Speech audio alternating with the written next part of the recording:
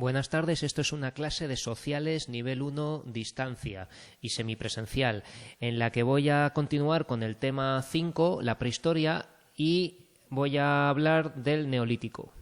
Habíamos hablado del paleolítico y del arte paleolítico en la anterior clase, así que hoy voy a continuar desde aquí.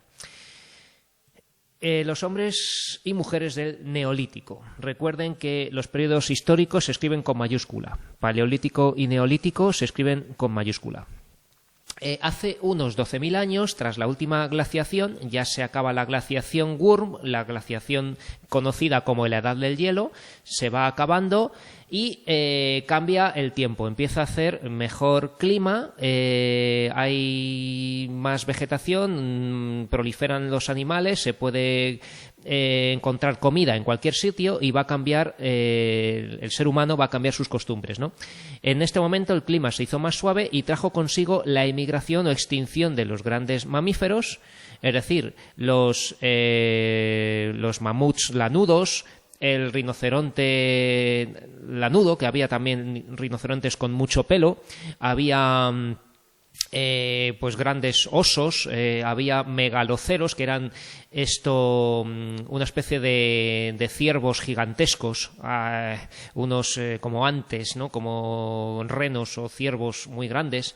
Pues estos ya desaparecen porque estaban adaptados a vivir más en la nieve que en este clima, y además van aumentando de población los seres humanos y van cazando muchos, entonces van desapareciendo estos animales.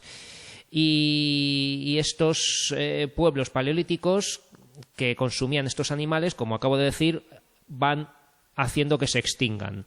Entonces, la forma de vida de caza y recolección va a tener que cambiar. Y como pone aquí, en esta misma época hay en una zona del mundo que es lo que se llama Oriente Próximo, el creciente fértil también, porque está entre los ríos Tigris, Éufrates y el Nilo, van a aprender unas cosas muy importantes. Antes de continuar, el creciente fértil, aunque la imagen no es muy buena, es esta parte que está aquí en amarillo. El creciente fértil se conoce así a esta zona porque tiene una forma como de arco de media luna, por así decir, ¿no? Como pueden ver. Entonces es la zona del Nilo, donde se puede ver esto de Bajo Egipto y Alto Egipto, ¿no? Palestina, Siria y la zona de Mesopotamia, que estaría entre los ríos Tigris y Éufrates. Entonces, esto es la zona más próxima a Europa, entre Europa y Asia. Esto se llama Oriente Próximo o creciente fértil, que va a desarrollar una nueva forma de alimentación y de economía, que es lo que vamos a ver ahora. Y luego también tenemos que tener en cuenta lo que ocurre en América y en China, ¿no? Donde vemos aquí estas zonas verdes son los focos de expansión. Entonces, este punto verde que hemos visto aquí, ¿no? Esto es el creciente fértil que hemos visto aquí a la izquierda, la zona de Mesopotamia y Egipto, ¿vale? Entonces, ¿qué otros focos va a haber? Pues el de Oriente Extremo, el de Extremo Oriente, el de China, ¿vale? Si esto se llama Oriente Próximo, a esto se llama Extremo Oriente, ¿no? Esto sería China. Y luego en América, en varios núcleos, nos señalan Norteamérica, aunque, bueno, yo siempre he estado más seguro de la parte azteca y la parte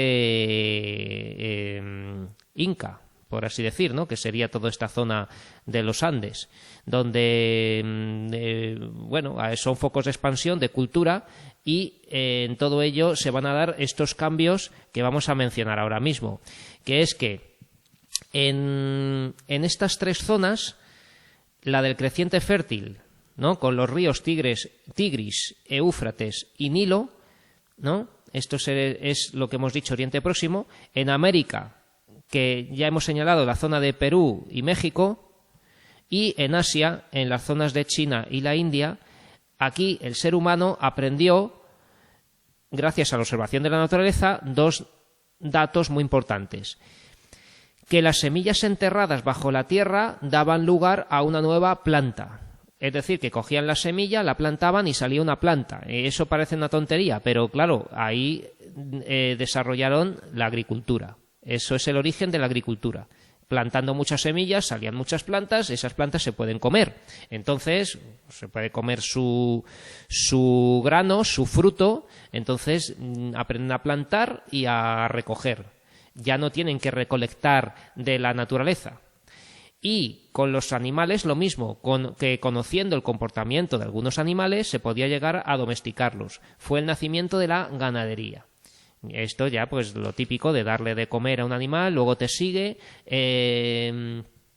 y bueno, puedes traer otro animal, a lo mejor puedes criar animales y ya pues te los puedes comer. Entonces, eso ya no hace falta cazar animales, sino que se pueden domesticar y criar y multiplicarlos, ¿no? Para tener más. De esta manera el ser humano pasó de una actividad depredadora a una actividad productora, ¿no? Esto es importante. Pasó de una actividad depredadora a una actividad productora. Producción de alimentos a través de la agricultura y ganadería. A esa transformación se la denomina revolución neolítica. Esto es un dato muy importante en historia. ¿Qué es la revolución neolítica? El paso, la transformación de la forma de vivir del ser humano de cazador y recolector a agricultor y ganadero, ¿no? El desarrollo de la agricultura y la ganadería, en síntesis. Esto es la revolución neolítica. El descubrimiento y desarrollo de la agricultura y la ganadería. Bien, las primeras especies cultivadas fueron los cereales. Primeras especies cultivadas de las que tenemos constancia. Las primeras especies cultivadas fueron los cereales. Entonces, esto siempre lo pregunto y, claro, son las tres culturas del mundo, prácticamente. El trigo en Oriente Medio y en Europa. El maíz en América. Y el arroz en China y la India. Entonces, esto parece una tontería, pero son las tres bases de la alimentación en estas culturas. En China siempre se ha comido arroz, en América siempre ha habido maíz y en Europa ha habido cereales como el trigo y la cebada, ¿no? El trigo sobre todo. Para hacer pan, ¿no? Porque es algo propio de Europa y la parte más cercana de Asia. De África no hemos hablado porque África no desarrolló una cultura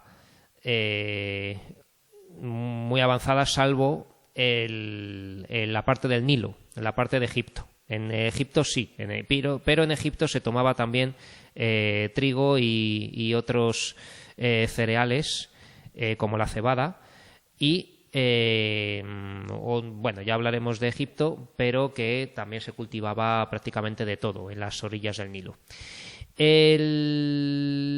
No confundan, por favor, la patata con el maíz, ¿vale? En América la base de la alimentación en ese momento era el maíz.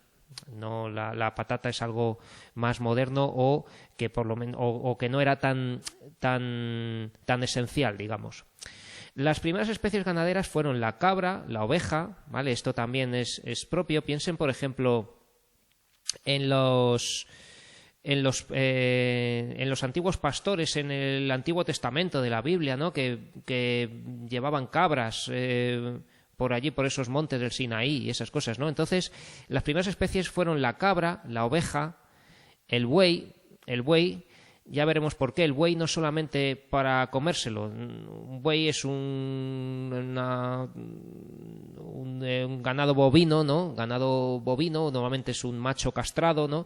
Entonces, el buey es un animal que, aparte de servir para la alimentación, sirve de tiro, de transporte. Se le puede cargar con cargas o también poner un arado para poder roturar o arar el campo. Y el caballo también. El caballo como transporte, como animal para la guerra, como animal para arar también la tierra, incluso también como por su carne, para ser comido. Y luego también el perro, ¿vale? El perro como perro pastor, como compañero, es algo muy antiguo en la cultura humana, en la historia del ser humano. Vale. Con el desarrollo agrícola y ganadero, los seres humanos tuvieron que construir sus casas cerca de los campos de cultivo, surgiendo la vida sedentaria. Otro dato importante, ¿vale? Con el desarrollo agrícola y ganadero surge la vida sedentaria, ¿vale? Tuvieron que construir sus casas cerca de los campos, surgiendo la vida sedentaria. Los grupos humanos crecieron de tamaño y se establecieron en poblados o aldeas pequeñas. No los llamamos ciudades, no eran ciudades todavía, ¿vale? Porque las ciudades van a darse más en la edad de los metales, no todavía en el neolítico, ¿vale? Se establecieron en poblados o aldeas. La población aumentó rápidamente. Otro dato importante. La mayor cantidad de alimentos permitió alimentar a más población y además el sedentarismo implicó que los hijos ya no eran una carga, sino útiles en las tareas agrícolas y ganaderas. En estos tiempos sí que servía tener más hijos porque podían trabajar, podían ayudar en el trabajo y con ello pues se podía producir más y no había tanta hambre, ¿no? Los hijos ya no eran una carga, sino que eran útiles en las tareas agrícolas y ganaderas. También trabajaban en los campos, en las tierras de cultivo y como pastores para cuidar el ganado. En estos poblados aparece la especialización del trabajo. Otro dato más, esto es muy importante, especialización del trabajo. La agricultura conlleva la aparición de excedentes de alimentos. Con lo que parte de la población no tiene que dedicarse a la producción de alimentos. Esto es muy importante. Ya como se puede producir más alimento del que necesita cada uno, hay gente que no es necesario que esté trabajando en el campo y con los animales, sino que puede dedicarse a otra cosa e intercambiar su trabajo por alimento, ¿no? Esto conlleva la aparición de excedentes de alimentos, con lo que parte de la población no tiene que dedicarse a los alimentos, sino a la artesanía. Entonces pueden fabricar herramientas, cerámicas, tejidos, ya puede haber alfareros, tejedores, zapateros, empieza a haber pequeños oficios porque no hace falta que uno emplee todo su tiempo en producir comida, ya la produce otro, ya hay otras personas que venden comida a un precio asequible, que en este momento no había moneda, sino que se podía comerciar por trueque, intercambiando. Ahora lo leo. También se podía dedicar gente a la defensa del poblado, los guerreros. Había curanderos o de algún tipo, ¿no? A curar enfermos.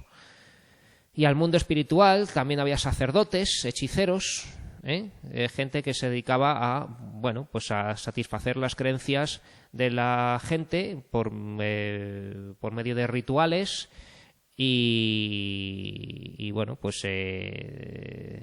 lo que podían considerar magia, ¿no? Hechos mágicos, ¿no? Y también estaban las clases dirigentes o a dirigir la aldea, que eran el jefe o las jefas o lo que hubiera. Esto implica que se rompió la sociedad igualitaria paleolítica y se fue estableciendo una primera jerarquización social.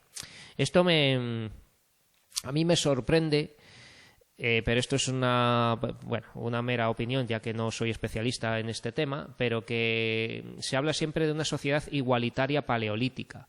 Yo no creo que hubiera una sociedad igualitaria nunca en la historia del ser humano, porque hasta en la sociedad animal tampoco hay igualdad. Siempre hay un macho dominante o una hembra dominante o una... No creo que hubiera habido igualdad nunca.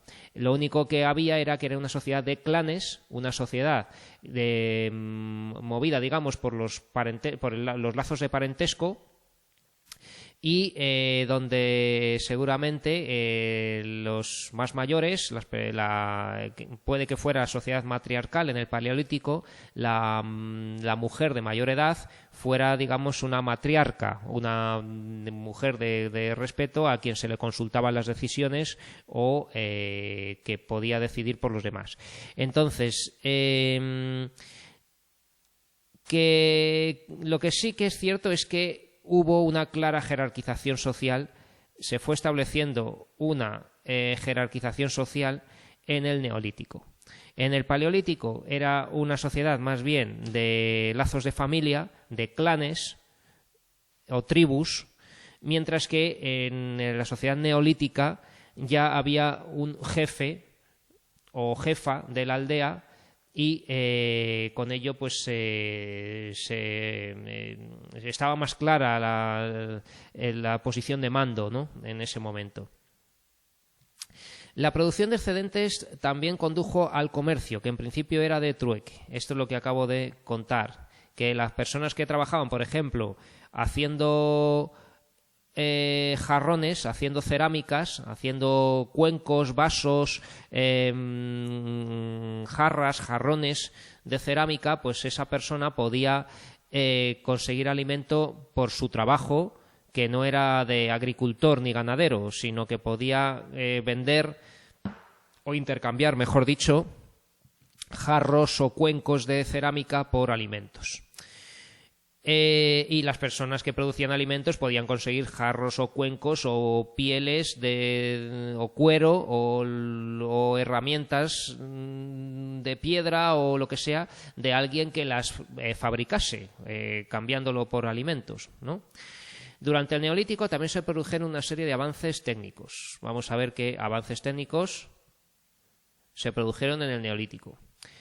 Las herramientas de piedra se elaboraron con la técnica de la pulimentación. Entonces ya pasamos de piedra tallada a piedra pulimentada. Herramientas de piedra con la técnica de la pulimentación. Es lo que se llama piedra pulimentada. ¿De acuerdo? Entonces aquí vemos este hacha con una piedra pulida en lugar de un bifaz, como veíamos en el Neolítico, que están talladas a base de golpes, ¿no? En cambio, en el Neolítico ya tienen mucha más habilidad y saben fabricar piedra pulida por medio de otros métodos. Aparece la cerámica. Aparece la cerámica, muy importante. En el Neolítico no había cerámica, no había vasijas de cerámica, no sabían hacer barro cocido, ¿eh? Entonces, esto es muy importante porque es un recipiente para guardar el grano, el agua y para cocinar. Se puede poner al fuego. O sea que esto es un gran avance. Los útiles son más sofisticados. Hay útiles más sofisticados, como las azadas, ¿vale?, para cavar en la tierra, hoces para segar el cereal, las espigas de cereal, hay hoces. Hay molinos de mano. ¿Qué es esto de un molino de mano? Pues vamos a buscarlo un momento porque mejor que lo veamos. Molinos de mano del Neolítico. Venga, vamos a buscarlo aquí. Aquí lo tenemos, ¿vale? Aquí tenemos, por ejemplo, una imagen de un molino de mano. Vamos a ver aquí, ¿vale? Lo estamos viendo.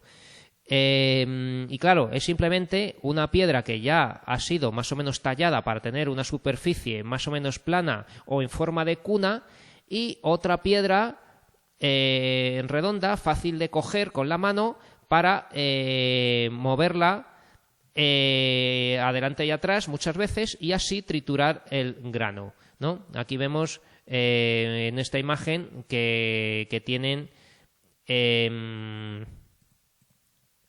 ya han echado aquí unos granos de trigo para que se vea cómo moviendo esta piedra en esta otra muela, ¿no? Digamos la más grande, ¿no? Que sería la muela fija, digamos, por así decir. Aquí ya se puede triturar el grano y hacer harina, y con esta harina se hace el pan y se cuece el pan en un horno, ¿no? Había otros molinos de mano, a ver si veo alguno,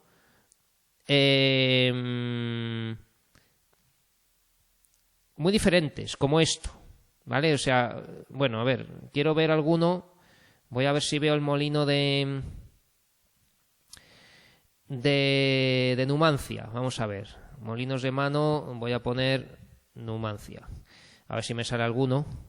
Bueno, sí, aquí tenemos muchos porque se han encontrado muchísimos molinos de mano, pero que esto era ya dos piedras como las de un molino de verdad, de los que se mueven con las aspas con el aire, pero eso ya será mucho más adelante. Lo que yo quería mostrarles de los molinos numantinos era, bueno, vamos a verlo con esta misma imagen. Aquí se puede ver más o menos lo que quiero decir. A ver, sí, venga, más o menos, ¿no? Aquí ven en esta imagen que tiene un palo, ¿no? Y aquí tiene otro que están rotos porque no está completo. Pero en lugar de mover una piedra en una cuna, como hemos visto antes, en una parte plana, como estos que hemos visto aquí, se le da vueltas con este palo a la piedra superior, y el grano, o sea, lo que es la harina que sale, ya se va recogiendo en la piedra inferior, de manera que esto es mucho más avanzado. Esto ya será más propio de la edad de los metales, ¿vale? Pero también es un molino manual, por así decir, ¿vale? No hay una imagen como la que yo quería, pero bueno. Entonces, los molinos de mano pues empiezan siendo así, ¿vale? Como hemos mostrado antes, un molino de vaivén que llaman aquí, ¿no? ¿Vale? Bueno, pues esto en cuanto a los molinos de mano. Surgen los tejidos y confección de artículos textiles a partir de fibras como el lino y la lana. Entonces, tejidos y artículos textiles. Ya saben tejer. No hace falta vestirse con pieles como los hombres prehistóricos del Paleolítico, que se vestían solamente con pieles. Estos ya saben hacer textil, saben tejer. Tienen aquí telares, tienen aquí usos para cardar, lo que es hilar la lana, y luego tienen telares, ¿no? Tienen telares de donde sabemos que tejían, porque hay una cosa, por si quieren saber algo más también, que se llaman fusayolas. Fusayolas, ¿no? ¿Qué son las fusayolas? Pues son estas piedras con un agujerito en medio, ¿vale? ¿Que para qué servían? Pues si hay alguna imagen aquí que nos pueda revelar algo. No la veo. Bueno, el caso es que estas fusayolas eran pequeños pesos o plomadas, por así decir, para mantener tensas las cuerdas de un telar y poder pasar a través de ellos la lana hilada, ¿no? Y hacer así tejidos, ¿vale? En un telar, ¿vale? Entonces, no hace falta que aprendan la palabra fusayola, pero sí que sepan lo que es un uso con H, ¿no? Un telar, que es esta cosa de aquí, un telar, ¿vale? Aquí tienen el uso, que es con lo que se va hilando la lana.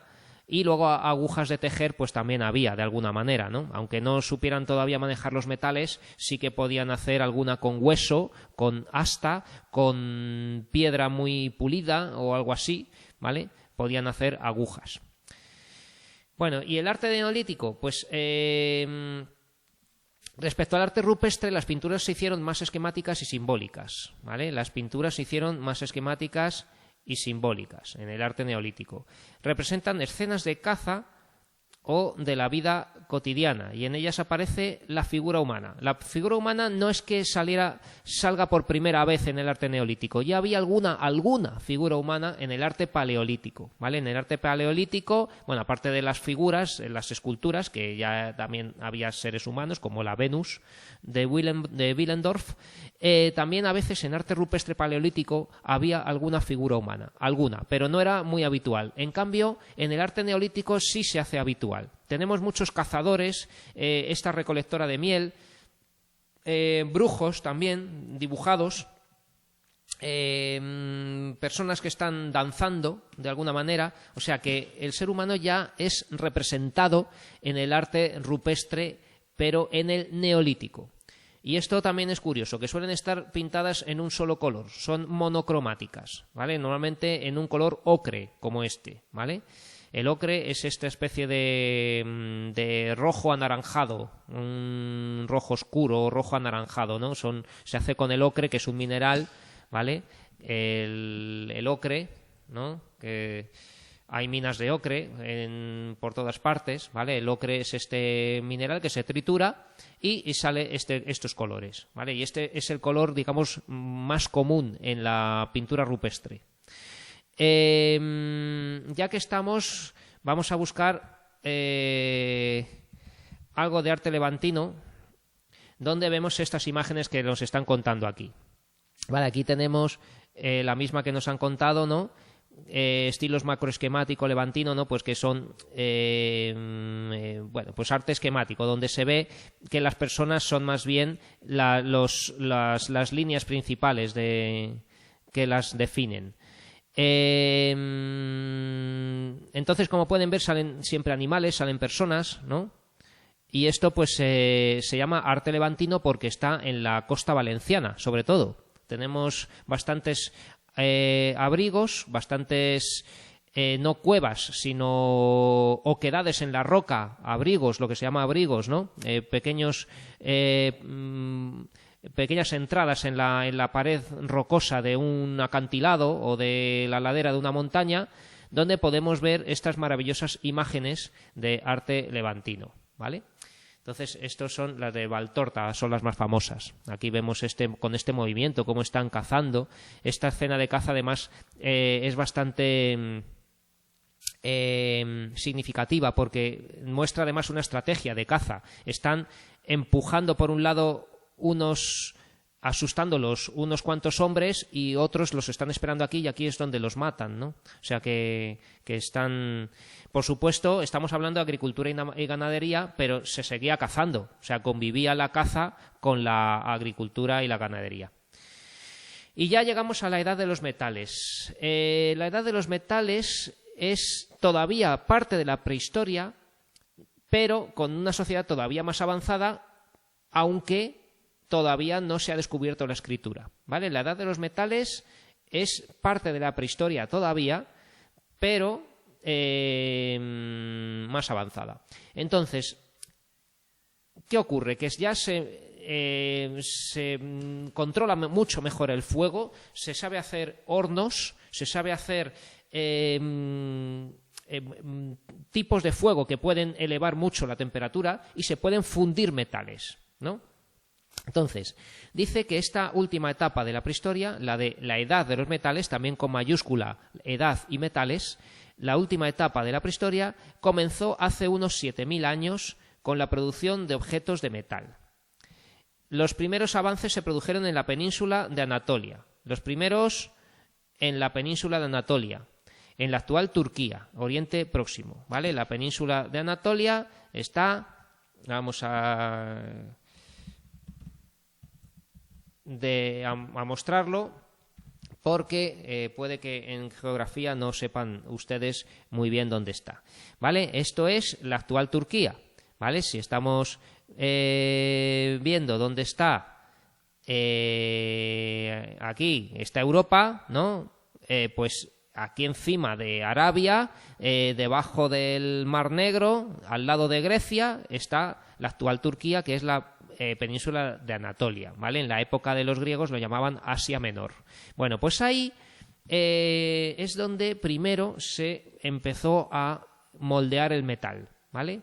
En la península de Anatolia. El primer metal que se utilizó fue el cobre, porque el cobre funde a menos temperatura y es más fácil de moldear, de forjar, ¿vale? Se moldeaba a base de golpes, es lo que se llama forja, ¿vale? La forja no es lo mismo que la fragua, ¿vale? O sea, el cobre se puede calentar y moldear a base de golpes, que se moldeaba a base de golpes. Entonces, el cobre no valía para hacer un cuchillo, ni una azada, ni un arma de ningún tipo. El cobre era para adornos y joyas, ¿vale? Muy importante.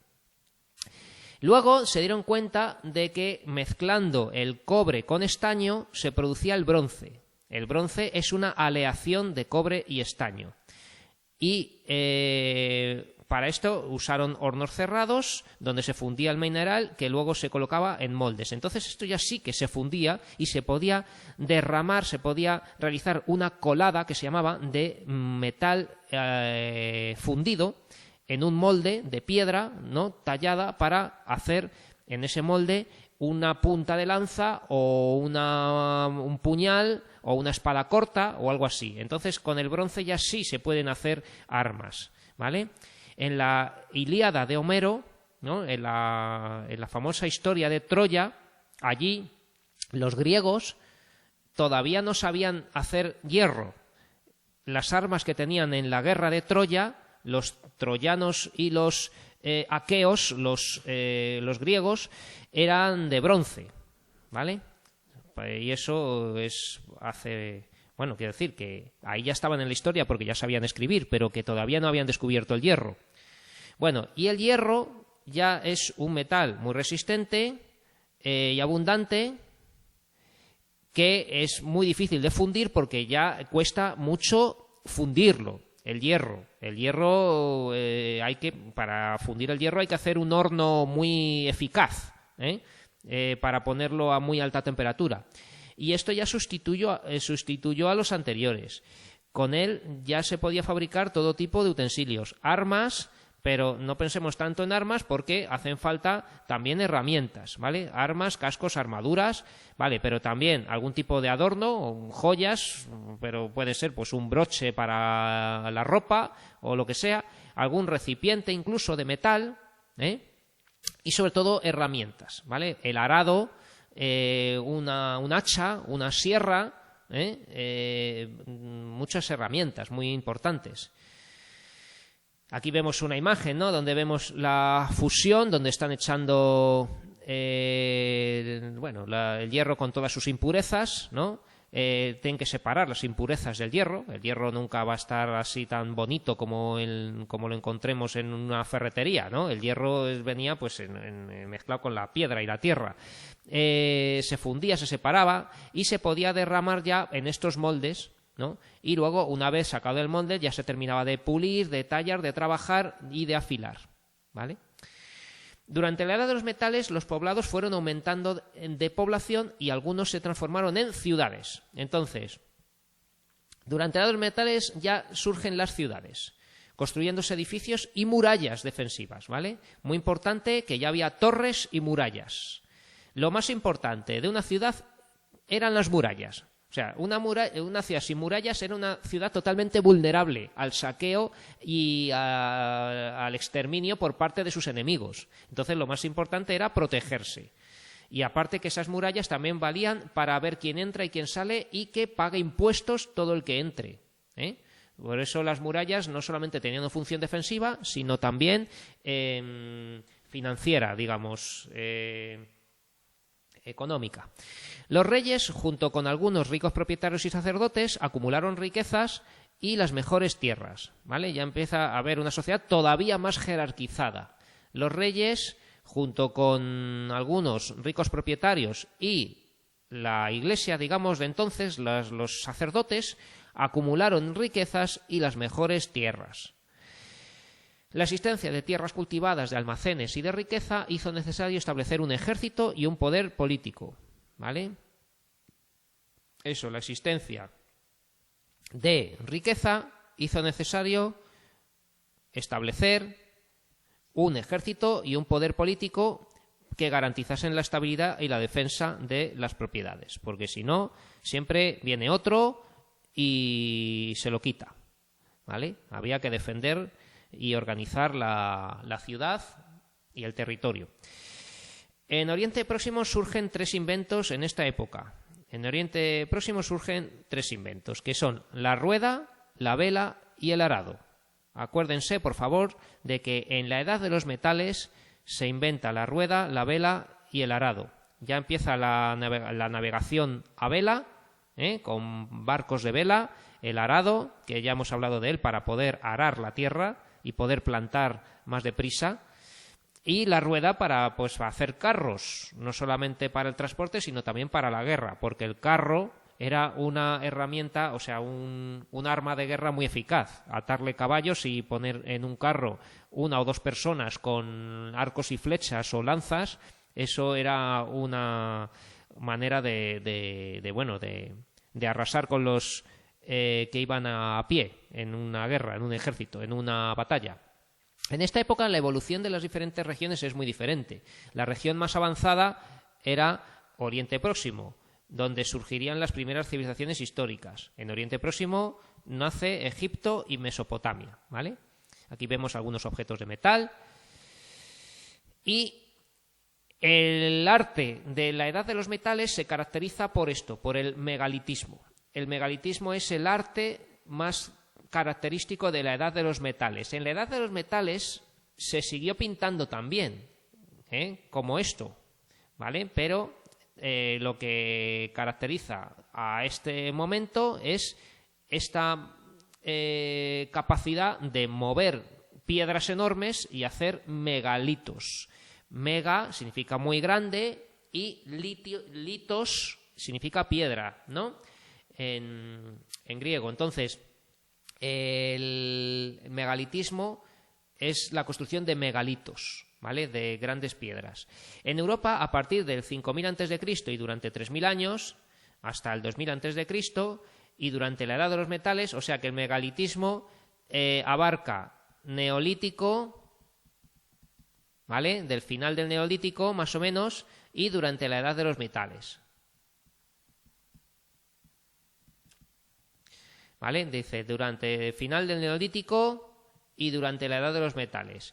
Surgen monumentos religiosos, ¿vale? Estos monumentos eran religiosos como nexos entre el ser humano y el mundo sobrenatural. Son los monumentos megalíticos, construidos con grandes bloques de piedra o megalitos, que son estas piedras grandes. Los principales son los menires, que son piedras alargadas clavadas verticalmente en el suelo, de lo que llevaba Obélix, ¿no? En Asterix y Obélix, pues él hacía menires, ¿no? Los dólmenes, que son grandes losas horizontales sobre piedras verticales, que es lo que vemos aquí debajo, un dolmen que puede tener 2 o 3 piedras debajo, en este caso tiene 2, este es uno que está en Aragón, en Viescas, ¿vale? Hay varios en España, dólmenes, y luego estaban los cromlechs, que son recintos circulares de menires y dólmenes, ¿no? Los cromlech, que es el famoso cromlech de Stonehenge, en Inglaterra, por ejemplo, entre otros que hay, que tenían también funciones astronómicas. A veces coincidía algunos de los puntos de vista con solsticios o equinoccios, más bien solsticios de primavera o de otoño. Vale, perdón, de verano o de invierno. Vale, además existen construcciones en la Edad de Bronce llamadas motillas, esto ya es un añadido mío, entonces una motilla son montículos, es un montículo fortificado donde se guardaban y protegían bienes como el agua en un pozo, cereales, animales, entonces eran un lugar donde había agua, donde había bastante rivalidad por conseguir agua, a veces se fortificaba. Y ya que se fortificaba, hacían pequeños establos o estancias donde poder guardar grano, animales, etcétera, ¿no? Entonces el pozo con agua era fortificado y esto se llamaba motilla. Tenemos aquí en España la motilla del Azuer en Ciudad Real. Y luego también hay otros que se llaman talayots, que son una especie de torretas, de torres, con una escalera por dentro, ¿no? Y esto está en las Islas Baleares, que son estas torres circulares o cuadradas que son ya del primer milenio antes de Cristo, o sea que ya estamos muy al final de la edad de los metales. Bueno, y ya llegamos a los ejercicios, voy a ver si puedo hacerlos en estos 10 minutos. Y dicen así: la prehistoria y la historia propiamente dicha estudian el pasado, pero ¿en qué se diferencian? Pues que la prehistoria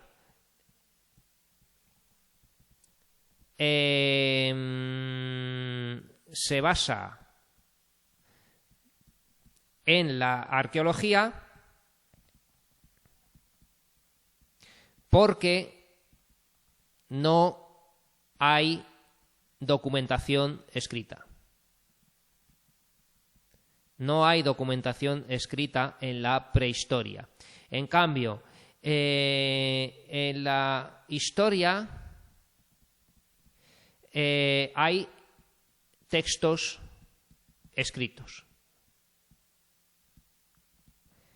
Hay textos escritos, hay documentación escrita, entonces nos podemos informar de lo que pasó por medio de textos, ya estén en tablillas de arcilla, en pergaminos, en papiros, en libros de todo tipo, ¿no? Podemos encontrar textos escritos grabados en una pared, en un papiro, ¿no? Y en cambio en la prehistoria no hay nada, no hay, solamente encontramos huesos, piedras, restos de metal, podemos encontrar restos arqueológicos, pero no encontramos datos escritos. Entonces eso es la diferencia entre la prehistoria y la historia. ¿Cuáles son las 3 etapas de la prehistoria? Estamos hartos de decirlo: paleolítico, neolítico y edad de los metales. Edad de los metales. Y por favor, escríbanlo bien. Recuerden que se escriben con mayúscula: paleolítico, que tiene tilde en la i, paleolítico, neolítico, ¿vale? Neolítico con mayúscula también. Y edad de los metales, la e y la m van con mayúsculas, ¿vale? Edad de los metales. ¿Qué diferencia a los seres humanos de los primates? Pues ya hemos hablado de ello también en clases anteriores, ¿no? Hemos dicho que se diferencian los seres humanos y de los primates en el bipedismo, ¿vale? Que tenemos que además es la pelvis más corta en los humanos, el pulgar oponible en los homínidos y los humanos, y mayor capacidad craneal en el ser humano que en los primates, ¿no? Por lo menos esas 3 cosas. Aquí lo teníamos también en los apuntes, si lo queremos ver, no lo voy a escribir, pero las diferencias entre el ser humano y los primates están aquí. Bipedismo, ¿vale? Que se puede caminar sobre 2 piernas constantemente y la pelvis se hace más corta. El pulgar oponible de la mano, que no solamente es propio del ser humano, sino también de los homínidos, que son los que tienen que ver con el ser humano. El aumento de la capacidad craneal o capacidad craneana, ¿no? Donde vemos que el ser humano tiene mayor capacidad que otros antecesores de él y que los primates, ¿no? Que los chimpancés o lo que sea. Y no pone ahí, no os he dicho la capacidad de hablar, ¿vale? La capacidad de hablar lo podemos añadir aquí, ¿vale? Capacidad de hablar, ¿vale? El siguiente ejercicio creo que nos pide que expliquemos la teoría de la evolución. A ver si lo encuentro. Aquí estamos. Este ya lo hemos hecho, ¿vale? Explica la teoría de la evolución. Bueno, pues también lo tenemos aquí a mano. Lo que dicen los apuntes es lo siguiente: que hasta el siglo XIX se acudió a explicaciones sobrenaturales como son los mitos, donde intervenía un ser superior, que había un dios que es el que se ocupa de que aparezca el ser humano. En el siglo XIX, el naturalista inglés Charles Darwin cambió esta concepción. Con su teoría de la evolución indicó cómo las especies van evolucionando a lo largo del tiempo, adaptándose a las condiciones ambientales, sustituyendo las que mejor se adaptan a las que no lo consiguen. Y el ser humano es un animal y, como los demás seres vivos, es fruto de la evolución y ha experimentado cambios evolutivos a lo largo de cientos de miles de años. Entonces, Charles Darwin inventó la teoría de la evolución, donde indicó cómo las especies van evolucionando a lo largo del tiempo, adaptándose a las condiciones ambientales. ¿Vale? Esto, por lo menos, tienen que copiar esto. Yo hablaba también aquí hace tiempo, explicaba lo que decía Lamarck, ¿vale? Lamarck era otro pensador, otro naturalista, otro teórico, que decía antes que Darwin que existía la capacidad de los seres vivos de trasladar a sus herederos las características adquiridas al adaptarse a nuevos entornos. O sea, que alguien por ejemplo, una jirafa que siempre esté estirando el cuello, al final va a conseguir tener hijos, otras jirafas con el cuello más largo, y eso no es verdad. Darwin decía que no había adaptación sino selección natural. Se reproducían los adecuados al entorno según las mutaciones genéticas que fueran surgiendo. Entonces, esta manera de adaptarse que dice Darwin consiste en que los que por casualidad, por así decir, por haber tenido una mutación genética favorable, sobreviven, mientras que otros que han nacido menos adaptados no sobreviven. Por eso se selecciona la especie, por eso no es que se adapten los que ya están, sino que la especie va cambiando según va teniendo descendencia, porque los que han tenido descendencia son mejores para esas condiciones ambientales, por así decir. Bueno, con que copien esto es suficiente. Realiza un dibujo en forma de árbol indicando el esquema evolutivo desde el Australopithecus hasta el ser humano, que contemple los siguientes apartados: cronología, características y continentes que habita. Bueno, aquí teníamos un árbol ya hecho que es un poco más complejo y más completo que el que teníamos. Entonces, el Australopithecus, el que nos interesa, está más o menos, está aquí, el afarensis, ¿vale? El Australopithecus afarensis, ¿vale? Que está en África. No es todavía del género Homo, pero aquí no lo pide, desde el Australopithecus hasta el ser humano actual, que contemple los siguientes apartados. Entonces aquí tenemos que está entre 3 y 4 millones de años. Cuando estábamos estudiando, aquí en nuestros apuntes nos venía, creo que 2,5, para no... hasta 2,5 millones de años. Pero claro, llevaba ya este pequeño primate, ya viviendo millones de años, ¿vale? Entonces, hasta los 2,5 millones de años va a sobrevivir el Australopithecus, ¿no? Digamos, vamos a poner de los 3,5 a 2,5 millones de años, ¿vale? Que es lo que nos han dicho. Y luego el Homo habilis, que es el siguiente que tenemos en los apuntes, existe un poco antes, de 2,5 millones de años, ¿vale? También en África, el Homo habilis.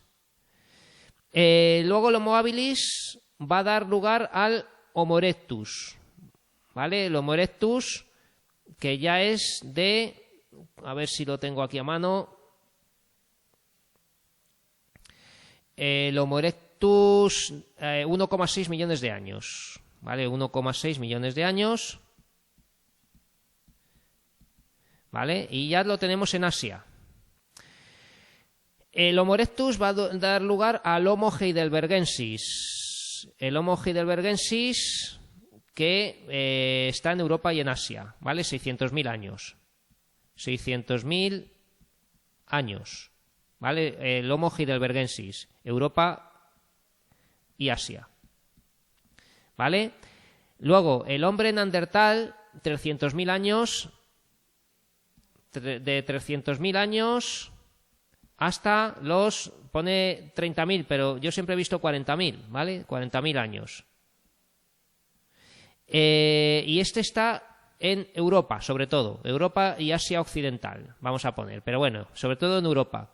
Y luego el Homo sapiens aparece hace unos 120.000 años nada más, 120.000 años, el Homo sapiens que somos nosotros, ¿vale? Y está por todo el mundo, ¿vale? Entonces lo tenemos aquí. Este esquema lo hemos simplificado con lo que tenemos en los apuntes, ¿vale? Aquí tenemos después el Homo heidelbergensis, el Homo neanderthalensis, el hombre neandertal, y luego el Homo sapiens, ¿de acuerdo? Entonces, más o menos lo vemos aquí. Siguiente ejercicio, y ya me estoy quedando sin tiempo, tengo que terminar la clase, ¿vale? Los demás pueden acabarlos ustedes en casa, o me extiendo un poquito, no pasa nada. A qué edad prehistoria corresponden los siguientes hechos: invento de la rueda, edad de los metales. Primeras ciudades, edad de los metales.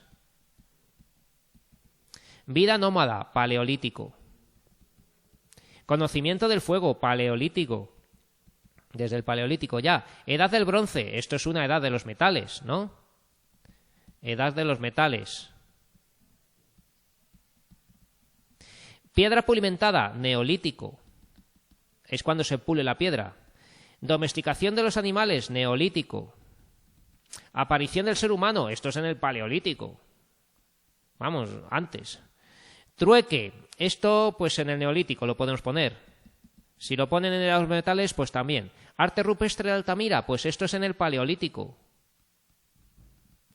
¿Vale?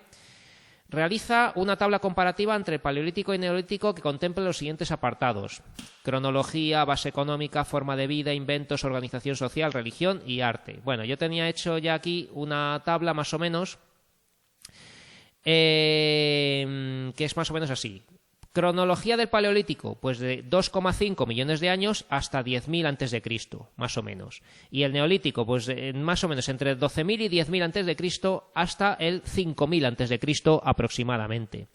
La base económica del paleolítico era depredadora, caza y recolección. La del neolítico, productora, agricultura y ganadería. La forma de vida del paleolítico era nómada. En el neolítico la forma de vida era sedentaria. Los inventos del paleolítico, pues podemos hablar del fuego, de los bifaces o lascas de sílex. En el neolítico, pues cerámica, textil, azadas. La organización social del paleolítico era en clanes o tribus, familias que vivían y se trasladaban juntas. En el neolítico, pues era una sociedad jerarquizada, con jefe, artesanos, agricultores y ganaderos. La religión del neolítico tenía entierro ceremonial, ya enterraban a sus muertos, hacían Venus paleolíticas y figuras protectoras, figuras apotropaicas, ¿vale? Figuras protectoras y culto a la abundancia de la caza. Mientras que en el neolítico también hay entierro ceremonial con cerámica y objetos, porque enterraban a sus muertos con una cosa que no he contado, que son los vasos campaniformes, ¿vale? Esto es un invento de la primera fase de la edad de los metales ya, ¿vale? Pero que hacían unas vasijas preciosas que se usaban muchas veces para enterrar junto a los muertos, ¿vale? Porque les ofrecían a los muertos, cuando se les enterraba, unas vasijas muy bien hechas y muy caras. Y esto está en Madrid. Esto se ha encontrado en Cienpozuelos, ¿vale? Los vasos campaniformes. En muchos sitios más, pero sobre todo, se han encontrado muchas en Cienpozuelos. Vale. Y luego pues hacían culto a la fertilidad, danzas rituales, figuras también apotropaicas, o sea, la religión es parecida. El arte del paleolítico era pinturas rupestres, polícromas de varios colores, esculturas y grabados. Mientras que en el arte neolítico ya había monumentos megalíticos, esculturas, cerámica, ¿vale? Que cerámica no había en el paleolítico, cerámica, frescos polícromos en viviendas. No hemos hablado de que en las viviendas que había a veces pintaban en la pared, no de las cuevas sino de las viviendas. Vamos a hacer esto. La prehistoria es la etapa de la humanidad en que se inventó la escritura. Es falso, ¿verdad? Los seres del paleolítico eran nómadas y vivían de la caza y de la recolección. A ver, que esto lo tenemos aquí en los ejercicios. Esto es. Vale, la prehistoria es la etapa de la humanidad en la que se inventó la escritura. Es falso. Los seres del género Homo del paleolítico eran nómadas y vivían de la caza y la recolección. Esto es verdadero. Con el descubrimiento de la agricultura y la ganadería, los seres humanos se hicieron definitivamente nómadas. Esto es falso, se hicieron sedentarios. El proceso de hominización hace referencia al proceso de evolución del ser humano, verdadero. La construcción de los primeros útiles y herramientas de piedra, hueso y madera la realizó el Homo sapiens, falso. El hombre neandertal ya sabía hacerlos. El hombre actual es el Homo sapiens y el origen es europeo. Es falso porque el origen es de África, ¿vale? Era africano también. El hombre neandertal fue el primero en practicar ritos funerarios. Esto es verdad, verdadero. La fabricación de utensilios manifiesta el proceso de evolución de los homínidos. Pues sí. La fabricación de utensilios, no sé si aquí habíamos puesto otra cosa. Sí, es verdadero. Vale, y terminamos las siguientes frases. Los homínidos más antiguos se han encontrado en África. El uso de los metales generó sociedades más complejas y la aparición de... Pues aquí podemos poner dos cosas. Las ciudades o el comercio, ¿vale? Normalmente ponemos las ciudades. Pero bueno, si ponen el comercio no está mal. La etapa más larga de la historia de la humanidad es el Paleolítico. El primer aumento de población surge en el Neolítico. En la Edad de los Metales la región más avanzada era el Oriente Próximo. ¿Vale? El Oriente Próximo. ¿Qué diferencia hay entre arte rupestre paleolítico y neolítico? Buscamos algún ejemplo, ya lo hemos dicho. Arte paleolítico era polícromo y sobre todo animales. Y el arte neolítico era de un solo color, y aparecen animales y personas. Animales y personas. Seres humanos. Vale, y luego dice que busquemos algo sobre el yacimiento de Atapuerca y esto pues pueden buscarlo ustedes. Muchas gracias y el próximo día empezamos el siguiente tema.